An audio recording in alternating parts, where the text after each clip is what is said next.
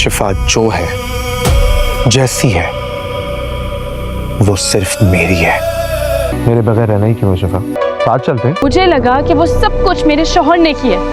शाहज़ेब मेरे हवाले से कुछ भी करे, वो तो शाहज़ेब की इनायतें थी, मेरे शौहर का तो कोई हाथ ही नहीं है उसमें। मैं तुम्हें उसका ऑफिस ज्वाइन करने के लिए फोर्स करूं तो वाह, तुम्हें उसके सारे एहसानात याद आ जाए। मुझे लगता है वो लड़की शाज़ेब को बेवकूफ़ बना रही है। तुम उसके शौहर से बात करो, उससे कहो कि अपनी बीवी को कंट्रोल में रखे, और उसे मैं हासिल करके रहूंगा।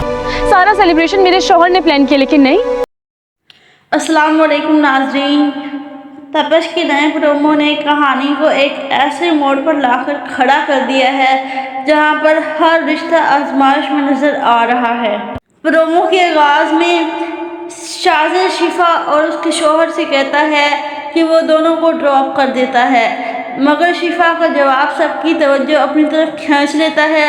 वो कहती है कि हमें इतना आदी मत बनाएं कि हम आपके बगैर रह ना सकें। इस पर शाज़ेब मुस्कुराते हुए कहता है, मेरे बगैर रहना ही क्यों शिफा। यही एक जुमला आने वाली कहानी के खतरनाक रुख की तरफ वाज़ेह झलक दिखा देता है। आगे दिखाया जाता है कि शिफा अपने शौहर से नाराज़ होती है क्योंकि उसकी सालगिरह की तकरीब शाज़ेब ने अपने फैसलों से की, जबकि उसके शौहर का उसमें कोई हाथ नहीं था। दूसरी तरफ शिफा का शौहर गुस्से में उसे याद दिलाता है कि जब वो शिफा को जॉब करने का कहता है तो उसे शाज़ेब के एहसानात याद आ जाते हैं, लेकिन अगर यही एहसानात वो अलियान भाई पर करे तो फिर सब कुछ ठीक लगता है। ये बात दोनों के दरमियान फासले मज़ीद बढ़ा देगी।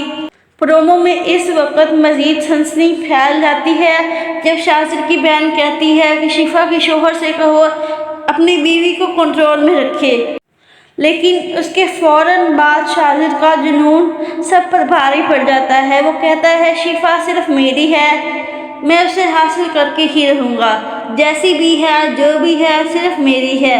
ये अल्फाज वाज़ेह कर रहे हैं कि अब शाज़ेब किसी भी हद तक जाने के लिए तैयार है।